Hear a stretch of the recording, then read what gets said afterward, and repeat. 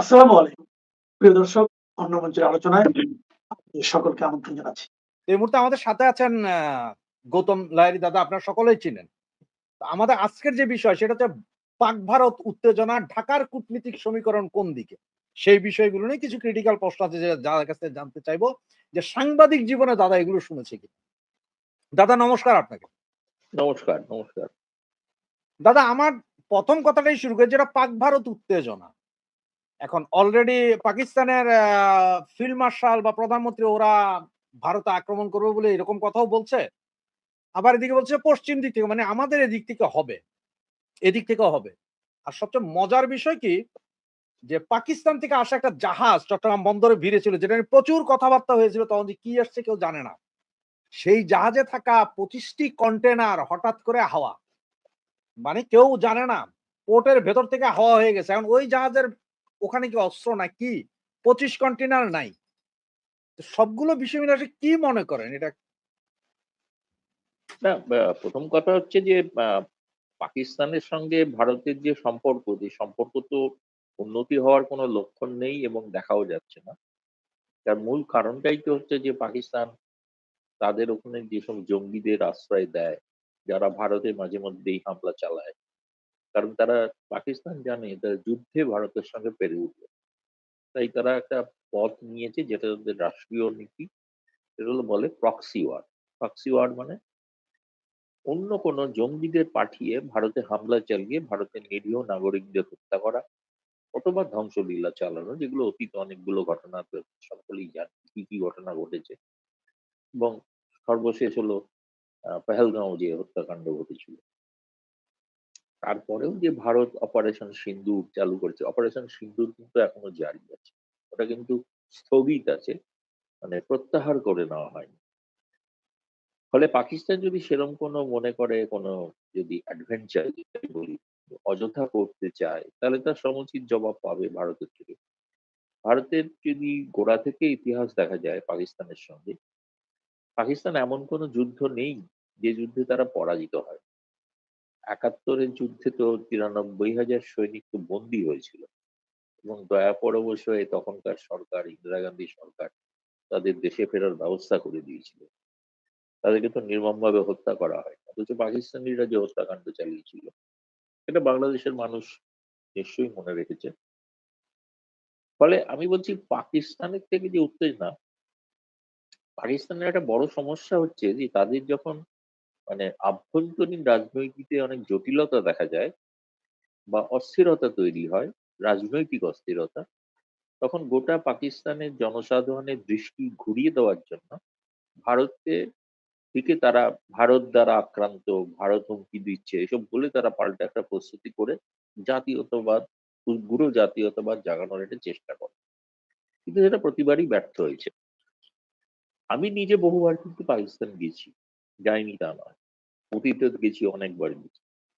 পাকিস্তানের সাধারণ মানুষ কিন্তু, তারা কিন্তু ভারতের প্রতি সম্পর্ক রাখতে আগ্রহী এবং তারা অত্যন্ত, আমি মনে হয়েছে তারা মনে করেছেন যে তাদের যে রাজনৈতিক নেতৃত্ব, তাদের ভুলের কারণে এই সম্পর্কটা তৈরি হচ্ছে। ফলে পাকিস্তানের সাধারণ মানুষ, তারা কিন্তু, আমি এমন কথাও বলতে পারি, আমার বলতে খারাপ লাগবে না, সেটা হচ্ছে যে বাংলাদেশে গিয়েও একটা সময় দেখেছি যেরকম উগ্র ভারত বিরোধিতা সাধারণ মানুষের মধ্য থেকেও তৈরি হয়েছিল। সাধারণ বা যারা যারা প্রভাবিত উগ্র মতবাদ, পাকিস্তানে কিন্তু আমি এমন কোনো মানুষ, আমরা যাদের সঙ্গে মিশেছি, কথা বলেছি, বাজারে গেছি, তারা আমাদের অতিথি হিসেবে আপ্যায়ন করেছে। ফলে তা সাধারণ মানুষ কিন্তু তারা চায় সম্পর্কটাকে রাখতে এবং তারা এটাও জানে রাজনৈতিক স্বার্থে পাকিস্তানের নেতৃত্ব এই সম্পর্কটাকে তৈরি হতে দিচ্ছে না। সেখানকার জঙ্গিদের বিরুদ্ধে একটা যদি দৃষ্টান্তমূলক ব্যবস্থা যদি গ্রহণ করে তো, তাহলে কিন্তু ভারতের তরফ থেকে সহযোগিতার হাত বাড়িয়ে দেওয়া যেতে পারত। কিন্তু সেটা তাদের দিক থেকে কোনো লক্ষণ দেয়। আপনি যে কথা বলছেন রাশেদ সাহেব যে তারা আবার হুমকি দিচ্ছে, স্বাভাবিক তাদের দিতেই পারে, কিন্তু মূল কারণটা হচ্ছে তাদের নিজস্ব অর্থনৈতিক সংকট, তাদের রাজনৈতিক সংকট, তাদের ওখানে কখন কি পালাবদল ঘটে যায় কেউ জানে না। যেহেতু সেনাবাহিনী যেখানে সরাসরি সেখানে নেপথ্য থেকে রাজনৈতিক দণ্ড বা রাজনৈতিক কর্তৃত্ব চালায়, এখন এই মুহূর্তে তো পাকিস্তানের সেনা প্রধানই হচ্ছে সব থেকে বেশি ক্ষমতাবান ব্যক্তি। আমেরিকার প্রেসিডেন্ট প্রধানমন্ত্রীর থেকেও বেশি কথা বলেন বা বেশি আপ্যায়ন করেন হোয়াইট হাউসে, যেটা হচ্ছে আসিফ মুনির সাহেবকে। ফলে পাকিস্তানের যে মানে রাষ্ট্রযন্ত্র, রাষ্ট্রের যে কাঠামো, সেটার সঙ্গে কিন্তু ভারত এমনকি বাংলাদেশেরও পার্থক্য রয়েছে। ফলে আমার কাছে মনে হয় না যে পাকিস্তান যদি করতে চায় কিছু এরকম, সেক্ষেত্রে তারা আমার মনে হয় তারা ভুল করবে। আর এটুকুই বলতে পারি, ভারতের সামরিক শক্তির কাছে তাদের কাছে পেরে ওঠা কোনো সম্ভবই নয়। তবে এই মুহূর্তে আমি যেটা দেখছি, কখনো কিন্তু আমি কোনো সেই ধরনের হামলা বা যুদ্ধের আবহ তো ভারতের গণমাধ্যমে কিন্তু কিছু প্রকাশিত হয় এখনো পর্যন্ত। কিন্তু রাশেদ অলরেডি তো ভাই বলুন। বাংলাদেশের পত্রিকা প্রথম আলো তারা একটা নিউজ করেছে যে হাঙ্গর এক সাবমেরিন এনেছে পাকিস্তান, যেটা দিয়ে বঙ্গোপসাগরে ভারত মহাসাগরে ওরা টহল দিতে পারে, এটাতেই নাকি ভারতের কাপাকাপি শুরু হয়ে গেছে। না, সেটা আমি জানি না কাঁপাকাঁপি কি হয়েছে, তো আমি জানি না। এই মুহূর্তে তো আমাদের প্রধানমন্ত্রী বিভিন্ন দেশ সফর করছেন। ইন্দোনেশিয়া দেখেছেন যে ইন্দোনেশিয়া তারা কিন্তু ভারতের ক্ষেপণাস্ত্র ব্রহ্মস সেটা তারা কিনলেন। ভারতের অস্ত্র বলতে যেটা আকাশপথের মিসাইল সেটা কিনলেন। ফলে সেটা কিন্তু ইন্দোনেশিয়া এই ধরনের সামরিক অস্ত্র ভারত থেকে নেওয়ার অর্থ হচ্ছে এটা কিন্তু চীনের জন্য একটা বার্তা। তো যে চীন হচ্ছে পাকিস্তানের সহযোগী। পাকিস্তান সাবমেরিন কিন্তু প্রত্যেক দেশের সার্বভৌম একটা অধিকার আছে, তারা তাদের আত্মরক্ষার স্বার্থে যে কোনো কিছুই করতে পারে, সেটাতে আপত্তি কিছু, কিন্তু যতক্ষণ না ভারত আক্রান্ত হচ্ছে, আমার তো মনে হয় আগেও বোধহয় পাকিস্তানের জাহাজ অনেক ৭১-এ ডুবিয়ে দিয়েছিল ভারতীয় সাবমেরিন। ফলে ভারতীয় সাবমেরিনের কাছে ভারতে এখন কিন্তু এই মুহূর্তে পরমাণু অস্ত্রবাহী সাবমেরিন আছে, স্করপিন।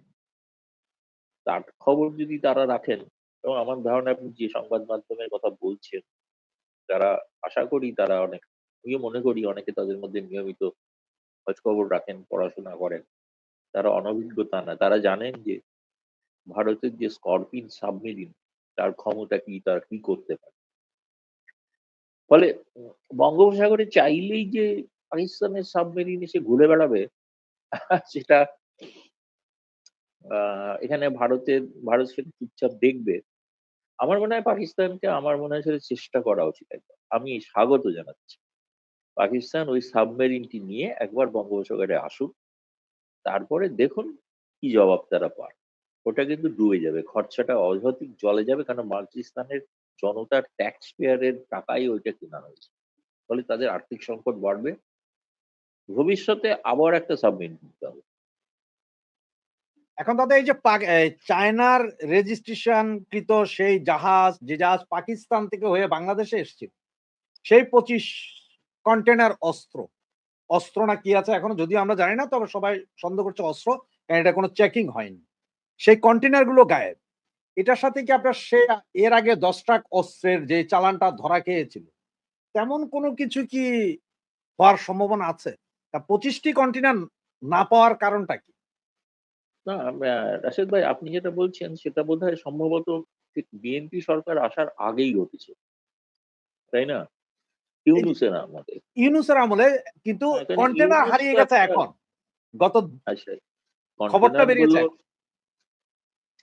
না এটা তো আমরা জানি ২০০১ থেকে ৬ যে তার এই খালেদা জিয়ার যে সরকার, সেই সরকার প্রথমে কিন্তু ভারত প্রথম ২ বছর, ২.৫ বছর বলতে পারেন, ভারতের সঙ্গে অত্যন্ত সুসম্পর্ক তৈরি হচ্ছিল। এমনকি এতটাই সুসম্পর্ক তৈরি হয়েছিল যে শেখ হাসিনা তখন বিরোধী নেত্রী, তিনি ভারতের বিরুদ্ধে উষ্মা প্রকাশ করেছিলেন। সেটা ভারতের একজন হাই কমিশনার, যিনি সেই সময় দায়িত্বে ছিলেন, পিনাক রঞ্জন চক্রবর্তী, তার একটা বইতে তিনি লিখেছেন যে শেখ হাসিনা অত্যন্ত রুষ্ট ছিলেন যে কেন খালেদা জিয়া সরকারের সঙ্গে ভারত সুসম্পর্ক রাখছে আর। এবং একদিন পস্তাতে হবে, সেটাও শেখ হাসিনা বলেছিল।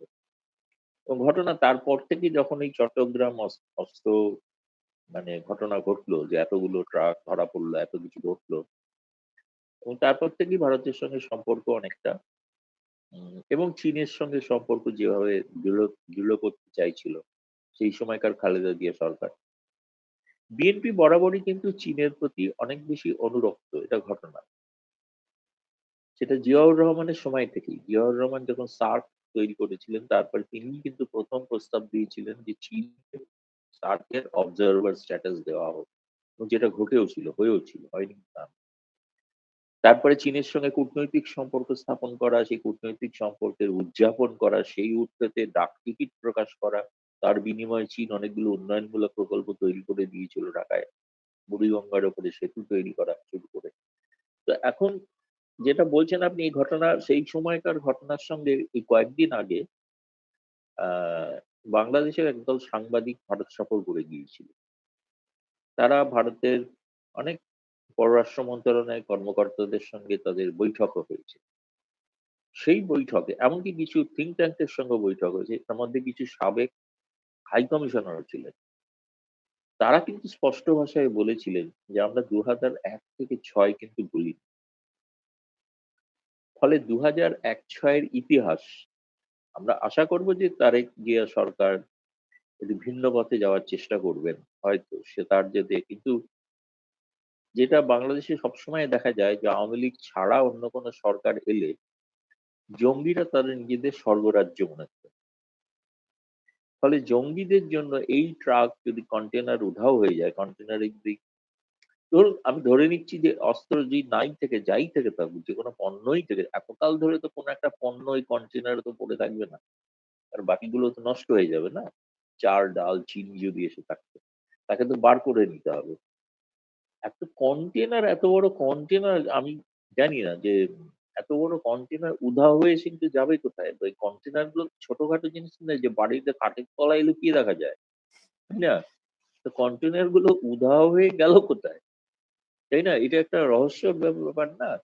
কন্টেনার তো বিশাল আকারের, ধরুন এখানে কয়েক টন তাতে সামগ্রী ধরে। 40 ফিটের কন্টেনার প্রতিটা। 40, আপনি এই কন্টেনার গুলো যেখানেই যাক, সেখানকার যে অঞ্চলেই যাক, সেখানকার মানুষ তো দেখতে পাবে, তারা তো জানতে পারবে কি আছে। ফলে আমার মনে হয়েছে হয়তো এটাকে আর একটু তদন্ত করে দেখা দরকার, আর একটু মানে খোঁজ নিয়ে জানা দরকার যে কন্টেনার উধাও বলতে ব্যাপারটা ঠিক খুব একটা মানে বুঝতে পারছি না, বা বিশ্বাসযোগ্য হচ্ছে না আর কি আমার কাছে। কারণ আমি বললাম তো, এই কন্টেনারকে তো ভাঁজ করে, ফোল্ডিং কন্টেনার নয় যে ভাঁজ করে রেখে দেওয়া যাবে ফোল্ডিং ছাতার মতো। কন্টেনার গুলো এত বড় যদি হয়, সেগুলোকে বাড়িতেও কোথাও রাখা সম্ভব না, আপনি বাড়ির ছাদেও রাখতে পারবেন। তাহলে কোথায় থাকবে এগুলো? এগুলো একমাত্র রেলের গোডাউনে যেতে পারে। রেলের গোডাউন গুলোতে বা কার্গো, যেখানে কার্গো থাকে বিমানের, সেই সব জায়গায় এগুলোকে রাখা হতে পারে। সেটা নিশ্চয়ই ওখানকার বাংলাদেশের সাংবাদিকরা খোঁজ নিয়ে দেখতে পারে। না, আমাদের যদি বাংলাদেশে এখন বেশ কিছু কার্গো সেল কোম্পানি আছে, শত শত। ওদের বিশাল বিশাল জায়গা আছে ওখানে। কার কন্টেনার কি কন্টেনার মানে ওরাই খোলে, ওরা বিক্রি করে, ইয়ে করে, এই কাজও অনেক কন্টেনার যায়। তা কোথায় আছে আসলে এটা জানা, আপনি ঠিকই বললেন। তা কি হয় দাদা, এখন আপনার সাথে বিষয়টা নিয়ে এর আগেও কথা হয়েছিল, তবে একটা নতুন বিষয় যেটা আসছে সেটা হচ্ছে যে ভারতের নিযুক্ত ইসরায়েলের রাষ্ট্রদূত বলেছিল যে বাংলাদেশে হামাস আছে, এই কথাটা বলেছিলেন। গত ৩-৪ দিন আগে ফাতা ব্রিগেড নামে একটা সংগঠনের ৬ জনকে ধরা হয়েছে। মানে ফাতা ব্রিগেড বলতে যে ফাতার জন্য যারা যুদ্ধের ট্রেনিং নেয় এই সমস্ত লোক। এই ধরনের ৬ জনকে ধরা হয়েছে। তার মধ্যে একজন হচ্ছেন যে এনসিপির কেন্দ্রীয় কমিটির বড় নেতা, তাকে আবার বহিষ্কার করছে এনসিপি চিরদিনের জন্য বলা হচ্ছে। কিন্তু সরকার তো বলছিল যে বাংলাদেশে কোনো জঙ্গি নেই। তাহলে জঙ্গি কার্যক্রমে এই ৬ জন গ্রেপ্তার হওয়া, আবার সেটা ফাতা ব্রিগেড হওয়া, আবার সেটা ইসরায়েলের সেই অ্যাম্বাসেডর বলা, বিষয়টাকে কেমন? বিষয়টা তো খুবই উদ্বেগজনক, এ বিষয়ে কোনো সন্দেহ নেই। কারণ ৫ই আগস্টের পর বা জুলাইয়ের শেষ দিক থেকে বাংলাদেশের কারাগার থেকে বহু জঙ্গিকে ছেড়ে দেওয়া হয়েছে। কাউকে কাউকে সাদর অভ্যর্থনা জানানো হচ্ছিল সেইসব জঙ্গিদের। ফলে বাংলাদেশে, আমি আগেই বলেছি একটা কথা, যে জঙ্গিরা সবসময় আওয়ামী লীগ ছাড়া অন্য কোনো সরকারের নিজেদের স্বর্গরাজ্য মনে করে। না, কারণ হচ্ছে যে দাদা, সেদিন আমি যখন আপনাকে প্রশ্ন করেছিলাম হুম, অ্যাম্বাসেডরের কথা, তখন আপনি বলেছিলেন যে আসলে এটা উনি হয়তো বলছেন, সমর্থক থাকতে পারে, তবে এরকম আছে বিধায় মনে হয় না। এখন কি বলবেন আপনি? এবার তো এখন পুলিশই ধরল। দেখতে পাচ্ছি, আমি তো ছবি দেখলাম, সেই তাদের পতাকার ছবি দেখলাম যে টেকনাফের রাস্তায় তাদের দুপাশে টাঙানো হয়েছে, সে পতাকাগুলো কারা টাঙালো, তাই না? এটা তো আমরা সবসময় বলছি উদ্বেগজনক তো ঘটনা বটেই। দ্বিতীয়ত এই এনসিপি হোক, যে এনসিপি এই ছাত্রদের তথাকথিত নেতাদের যদি ব্যাকগ্রাউন্ড দেখেন, তার আগে একজন নেতা প্রথম যে কোটা আন্দোলন বিরুদ্ধে আন্দোলন শুরু করেছিল, তার সম্পর্কে ঢাকার প্যালেস্টিনিয়ান রাষ্ট্রদূত প্রকাশ্যে সাংবাদিক বৈঠক করে বলেছিলেন ইনি মোসাদের লোক। মানে ধর্মে মুসলিম, কিন্তু আসলে মোসাদের হয়ে কাজ করে, এবং কাজ করে মানে তারা হচ্ছে গণতান্ত্রিক সরকারকে ব্যতিব্যস্ত করা, উৎখাত করার জন্য কাজ করে। এনসিপি নামক যে দলটি, এটি প্রকারান্তরে একটি জঙ্গিদেরই দল, যে কারণে জামায়াত ইসলামী তাদের ছত্রছায়ায় রাখে আর কি। তাদের খুব খাতির যত্ন করে জামায়াত ইসলামকে। জামায়াত ইসলাম নিজের নামে এলে সরকারই জানতে পারবে জামায়াত বা শিবির। এরা এনসিপি, এরা একটা অন্য দল, রাজনৈতিক দল। কিন্তু এদের ইন্ডিভিজুয়ালি প্রত্যেকের যদি ব্যক্তিগত ব্যাকগ্রাউন্ড চেক করা যায়, এরাও কাউকে কাউকে পাওয়া যাবে, এমনকি যারা মারাও গিয়েছিল শেখ হাসিনার সময়, অনেকেই শিবির করতো। আচ্ছা, আমি এটা বলতে চাই না যে শিবির করলেই তাকে মেরে ফেলতে হবে, এটা সমর্থন করি। যে অপরাধী হলে অপরাধীর বিচার হওয়া উচিত, সেটা অন্য বিষয়। কিন্তু এই যে ঘটনা, যারা এই এই ধরনের কাজ করছে, এখনো যারা ভারত বিরোধী আন্দোলন, কিন্তু একটা জিনিস আমি বাংলাদেশের মানুষকে অবশ্যই ধন্যবাদ দেব, এবং আমি বলবো তাদের শুভ চেতনার প্রতি আমার যথেষ্ট শ্রদ্ধা রয়েছে। এরা যখন স্লোগান দিয়েছিল যে ভারতে যাওয়ার ভিসা বয়কট করবে, সেই তাদের ডাকে কিন্তু কেউ সাড়া দেয়। প্রথম দিনে ১.৫ লক্ষ, তার পরের দিনে ১,৬০,০০০, এখন প্রতি দিনে দিনে সংখ্যাটা যা বাড়ছে।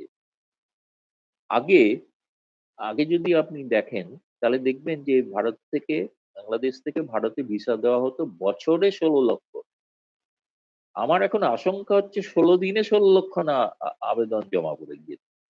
এত এত ভিসা তো হ্যান্ডেল করাও তো ডিফিকাল্ট। মানে এত তো কর্মচারীও নেই না ভারতের ওখানে। তার মানে প্রায় ১,০০০ কর্মচারী লাগবে গোটা অ্যাপ্লিকেশন গুলোকে ডিল করতে। তাতে অনেকে হয়তো কেউ পাবেন না, কেউ দেরি হচ্ছে পেতে, তাদের আবার একটা ক্ষোভ তৈরি হয়।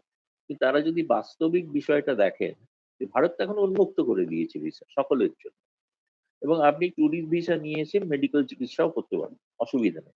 হ্যাঁ, কিন্তু যেটা পারবেন না সেটা কি, আপনি ভারতে ট্যুরিস্ট ভিসা নিয়ে এসে আপনি পর্তুগাল যাওয়ার জন্য অ্যাপ্লাই করবেন, সেটা হবে না।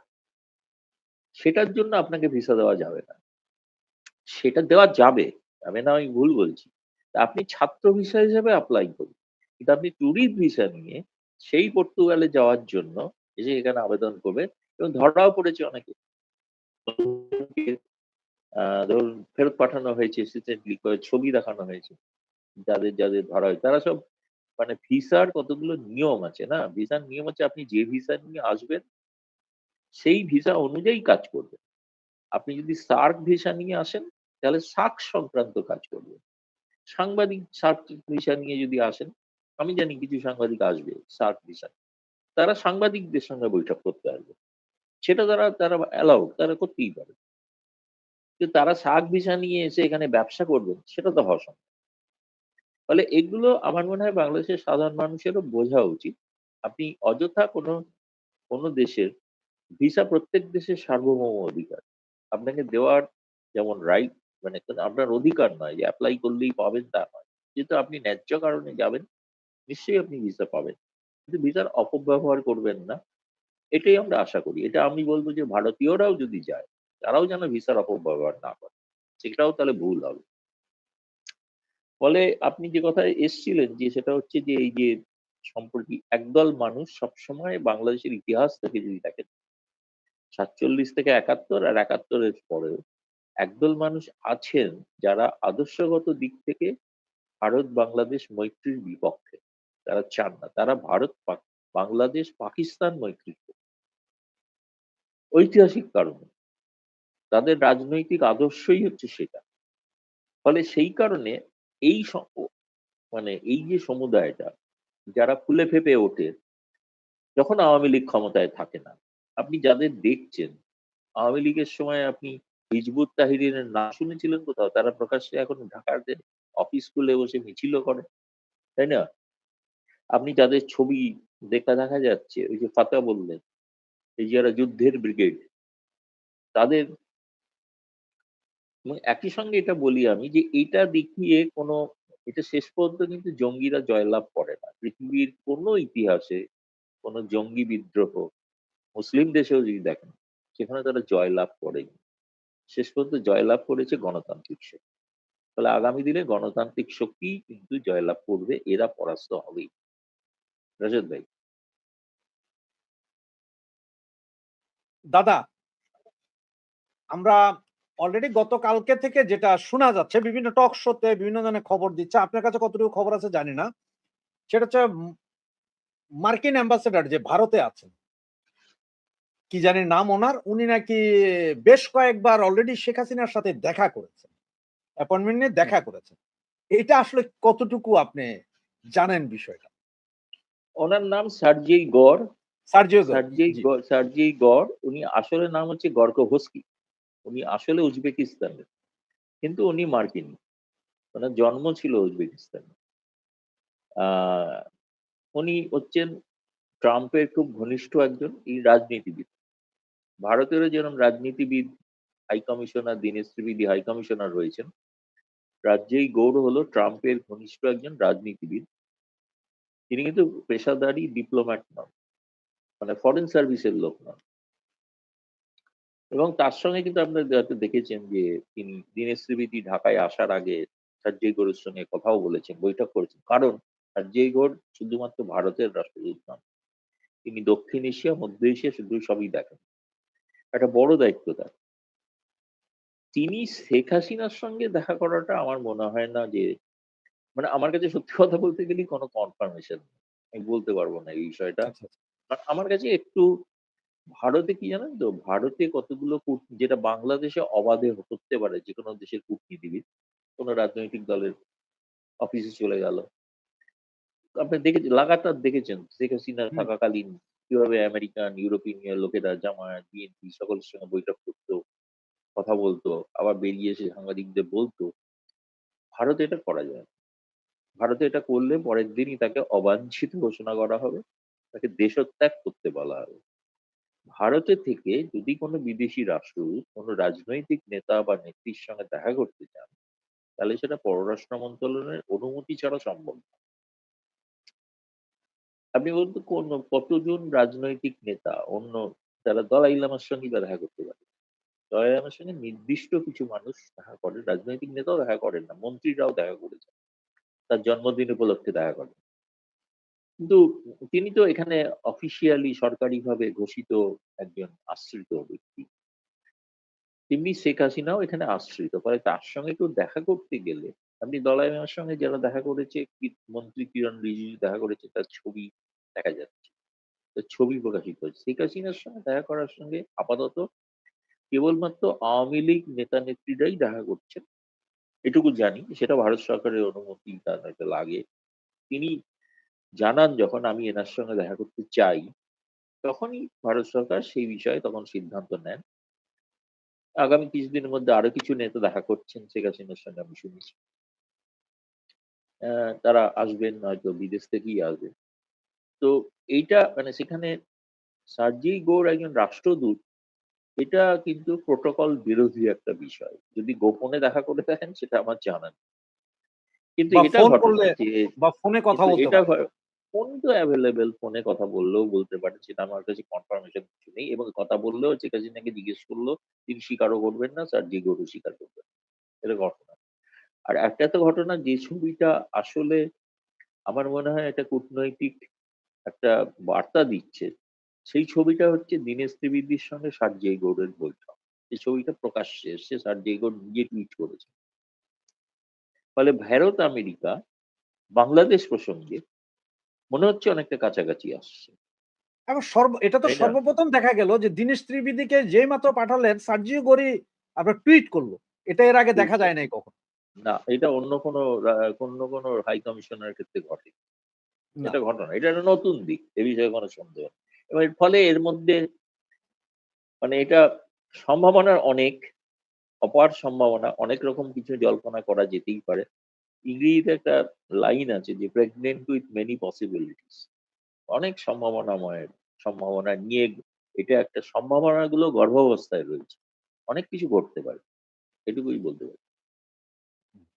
দাদা আমার একজন দর্শক, দুইজন দর্শক, আমি দুটোটা কমেন্টসই পড়ি। একজন দর্শক বললেন, রাশেদ ভাই আমার 61 বছর বয়স, তার মানে উনি 61 বছর বয়স্ক একজন ভদ্রলোক। উনি বলছেন হাসিনা আপা রংপুর দিয়ে প্রবেশ করবে, ওনার ধারণা যে রংপুর দিয়ে প্রবেশ করবেন। আরেক দর্শক ভাই লিখেছেন যে, উনি লিখেছেন যে রাশেদ ভাই পাকিস্তান কি ভারতে আক্রমণ করতে পারে, দাদাকে প্রশ্ন করুন। আপনি দুটোটা প্রশ্নকে একটু বলেন। না, পাকিস্তান ভারতের ওপর হামলা করার চেষ্টা করেছিল, তখন পাকিস্তান দ্বিখণ্ডিত হয়েছিল। আবার হামলা করলে বালুচিস্তান আলাদা হয়ে যেতে পারে, মানে আরেকবার দ্বিখণ্ডিত হতে পারে পশ্চিম পাকিস্তান। ফলে সেটা আমার মনে হয় না এই ধরনের অ্যাডভেঞ্চার পাকিস্তানের আর পাকিস্তানের নেতৃত্ব নয়, পাকিস্তানের সেনা, সেটা হচ্ছে তাদের, আমি এটা ব্যাখ্যা করেছি, তাদের আভ্যন্তরীণ সংকট থেকে দৃষ্টি ঘোরাতে এই যুদ্ধের একটা বাগাড়ম্বর করে থাকে। আদতে করবে কিনা সন্দেহ আছে, এক। দুই হচ্ছে, দ্বিতীয় কথা বললেন, আমি এটাও বলতে পারবো না। শেখ হাসিনা নিজেই ঘোষণা করেছেন যে তিনি আহ,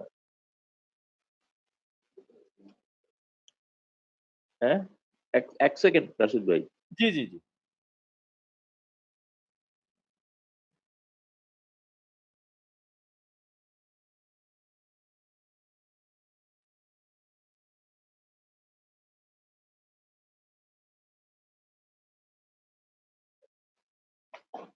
হ্যাঁ, যেটা বলছিলাম সেটা হচ্ছে যে ওই মানে মানে উনি যাবেন ঘোষণা করেছেন, এটা ফ্যাক্ট। কিন্তু মানে রংপুর দিয়ে যাবেন নাকি বনগাঁ সীমান্ত পেট্রাপল হয়ে পেরোবেন, সেটা তো আমি জানি না, এটা তো উনি বলেননি কখনো। এবং এই সিদ্ধান্তটা একটা রণনীতিগত সিদ্ধান্ত, সেটা উনি ঘোষণা করেও নাও যেতে পারে। কারণ গেলে হয়তো আচমকা যাবেন, এবং সেই আচমকা যাওয়ার একটা প্রস্তুতি চলছে না যে তা না, প্রস্তুতি চলছে। তিনি তো বলেছেন যে তিনি ফিরতে চান এবং ফিরবেন। কিভাবে ফিরবেন সেটা বলেননি। আমার যেটা মনে হয়েছে সেটার একটা বড় কারণ হচ্ছে যে গেলে সকলে যাতে সতর্ক না হয়ে যান। বিশেষ করে সরকারের থেকেও বেশি চিন্তার বিষয় হচ্ছে জঙ্গিদের, তারা যেন সতর্ক না হয়। এখন বাংলাদেশে তো গিজগিজ করছে জঙ্গিরা, না, এবং পাকিস্তানের এজেন্টরাও গিজগিজ করছে।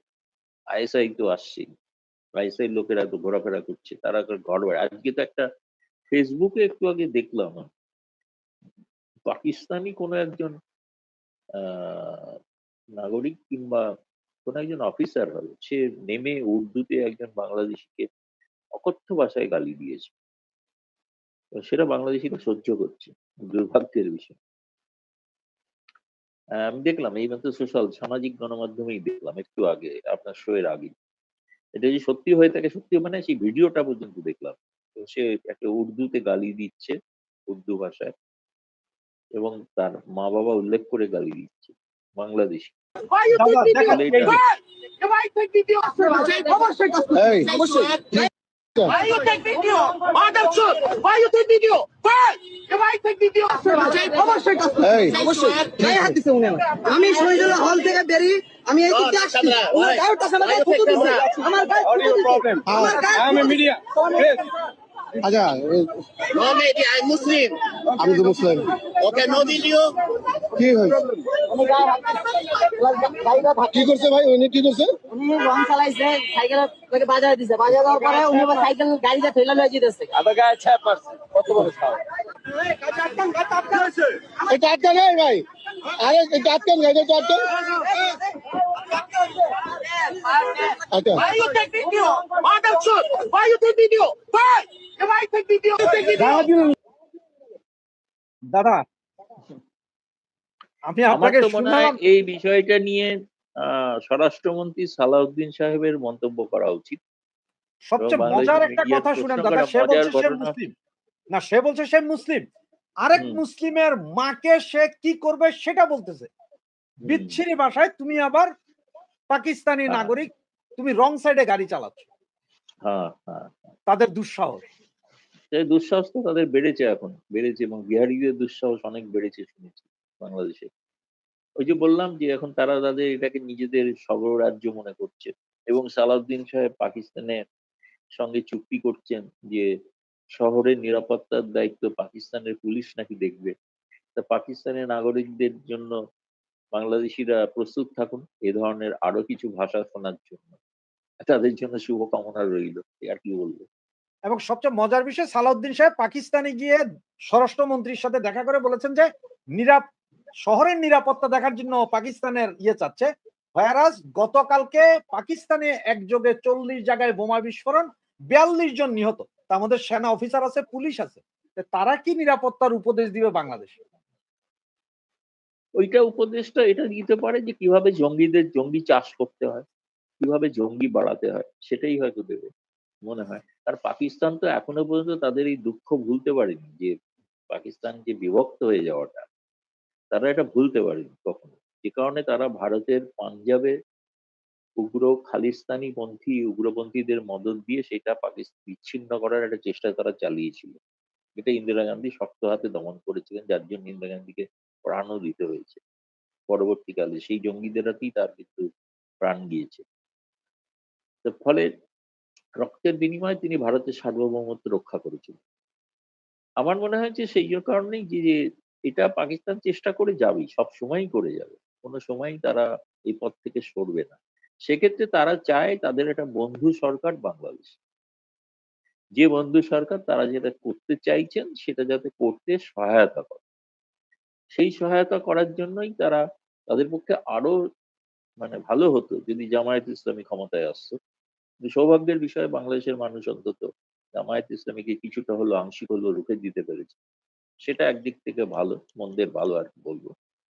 কিন্তু সেক্ষেত্রে বর্তমান সরকারকেও তো শক্ত হাতে সেটাকে দমন করতে হবে, সেটাকে করতে হবে। তা না করলে কিন্তু নিয়মই আছে, কথাই আছে, যে কথা আছে ইংরেজিতে আর একটা, যে রাইডিং দ্য টাইগার্স। আপনি বাঘের পিঠে চলবে কিন্তু সেই বাঘ একদিন খেয়ে ফেলবে। রাশেদ ভাই, একজন দর্শক কমেন্টস লিখেছেন, তালেবানের 2 নেতা চাঁপাইনবাবগঞ্জ এবং রংপুরের জঙ্গি আস্তানা পরিদর্শন করে বর্তমানে ঢাকায় অবস্থান করছেন। কোন দেশের জানি না ওনারা। দাদা, আপনার কাছে সর্বশেষ একটা প্রশ্ন, আমি এটার পরিপূর্ণ একটা বিশ্লেষণ চাই। সেটা হচ্ছে, আজকে বাংলাদেশের 2 জঙ্গি নেতা, 501 নাম্বার রুমের মামুনুল হক, আপনারা চিনেন, যিনি মূর্তি টুর্তি ভেঙে দেওয়ার জন্য সবসময় গর্জে ওঠেন, আর আরেকজন ইসলামিক নেতা, ওনারা বললেন যে শেখ হাসিনাকে পুনর্বাসনের চেষ্টা যদি কেউ করে বাংলাদেশে, তাহলে সব তছনছ করে দিবে, এই করবে সে করবে, অনেক কথা। আমার প্রশ্নটা যেটা, সেটা এতদিন তো এরাই বলছে শেখ হাসিনাকে ভারত কেন ফেরত দেয় না, ফাঁসিতে ঝুলাতে হবে। আর এখন শেখ হাসিনা যখন নিজেই বলছে আমি বাংলাদেশে আসব, তখন ওরা বলছে পুনর্বাসন হইতে দিব না, আসতে দিব না। এটার কারণটা কি মনে করেন? ওরা কি এখন ভারত এর সরকারের কাছে অ্যাপ্লিকেশন করবে যে ভাই ফিরে এন না আপনারা? সেটা চাই না, সেটা লিখে দিলে ভালো হয়, কিন্তু সেটা তো লিখবেন না, সেটা তো নয়। আসলে যেটা হচ্ছে যে শেখ হাসিনা ফেরা মানে হচ্ছে, এবং আওয়ামী লীগ যে দল তাদের যে সমর্থক রয়েছেন, এত কিছু নির্যাতনের পরেও, এবং এটা ঘটনা, তিনি যদি সত্যিই ফেরেন এবং যদি সেখানে রাজনীতিতে আবার অংশগ্রহণ করেন, তাহলে এই দলগুলোর কোনো অস্তিত্ব থাকবে না। অস্তিত্ব থাকবে না মানে তারা, আমি বলছি না যে নিশ্চিহ্ন হয়ে যাবে, কিন্তু আওয়ামী লীগই জয়লাভ করবে, সেটা তারা জানেন। ফলে সেই কারণেই নানাবিধ নিজে মুখে না বলতে পেরে এখন এই জঙ্গিদের দিয়ে বলানো হচ্ছে যে শেখ হাসিনা ফিরলে তাকে ওইখানে ঢুকতে দেবেন না বা হত্যা করবেন। একজন বিদেশি, একজন নেত্রী, যিনি বাংলাদেশী নেত্রী, তিনি বিদেশে আসছিল, তাকে হত্যা করার হুমকি দিচ্ছেন, শুধুমাত্র এই একটা কারণেই তো তাকে গ্রেফতার করা উচিত বর্তমান সরকার। তিনি অপরাধী, সে অপরাধী নন, সেটা আদালত বিচার করে তার শাস্তি দেবে। কিন্তু তিনি তাকে প্রকাশ্যে হত্যা করার হুমকি দিচ্ছেন। কিন্তু এক্ষেত্রে আমি বলবো যে তারেক রহমান সরকার এবং স্বরাষ্ট্রমন্ত্রী তার উচিত ওই ব্যক্তিকে অবিলম্বে গ্রেফতার করে জিজ্ঞাসাবাদ করা, কি তার পেছনে নেটওয়ার্ক কি করছেন, এটুকুই বলতে পারি। দাদা, শেখ হাসিনা যদি বাংলাদেশে ফিরে, তাহলে এটা কি আমেরিকা বা ইউরোপ সমস্ত দেশগুলোর সাথে কথা না বলে কি সরাসরি ফিরবেন মনে হয়? না, আমার তা মনে হয় না সেটা নিশ্চিতভাবে একটা আন্তর্জাতিক একটা মানে আমি বলবো যে আন্তর্জাতিক একটা সহানুভূতি অন্তত থাকা উচিত। যদি যে পশ্চিমা দেশগুলো যারা মনে করেন যারা গণতন্ত্র নিয়ে এত সোচ্চার, গণতান্ত্রিক অধিকার নিয়ে সোচ্চার, মানবাধিকার নিয়ে সোচ্চার, তারা এবং একটি রাজনৈতিক দলকে নিষিদ্ধ করাটাকে মেনে নেবেন, যদি মেনে নেয়, শেষ পর্যন্ত মেনে নেয়। এখন পর্যন্ত তারা বলেননি, কিন্তু কেউ কেউ কমেন্ট করছেন যে এটা সঠিক নয়, কিন্তু সেটা তো তাদের গণতন্ত্র বোধ নিয়েই তো প্রশ্ন উঠতে পারে, তাদের নিজের দেশে প্রশ্ন উঠবে, এবং সেটা কিন্তু সেখানকার জনতাই কিন্তু একসময় প্রতিরোধ করবে। এবং খুব আমি দেখলাম কয়েকদিন আগে ওই ইউরোপিয়ান পার্লামেন্টে একটা আলোচনা হয়েছে, যে আলোচনায় বাংলাদেশের যে বর্তমান অবস্থা তার একটা বিশদ বিবৃতি নিয়ে আলোচনা করেছেন, এবং আলোচনায় সেখানকার সাংসদরা উপস্থিত ছিলেন, অনেক অভিজ্ঞ এক্সপার্টরাও উপস্থিত ছিলেন। সেই আলোচনায় তো ইউরোপিয়ান পার্লামেন্ট কিন্তু অনুমতি দিয়েছে এই আলোচনাটা করার। এবং সেইখানে যদি এই আলোচনা হয়ে থাকে তাহলে বুঝতে হবে যে পশ্চিমা দেশগুলো তারা মত বদলাতে শুরু করেছে। রশিদ ভাই। ধন্যবাদ দাদা আপনাকে, ধন্যবাদ সুপ্রিয় দর্শক শ্রোতা মন্ডলী। আমরা এতক্ষণ দাদা আমাদের সাথে ছিলেন, আবার নিয়ে আসবো আগামী সপ্তাহে যে কোনো দিন যে কোনো অনুষ্ঠানে। তো সে পর্যন্ত আমি রাশেদ আপনাদের কাছ থেকে বিদায় নিচ্ছি।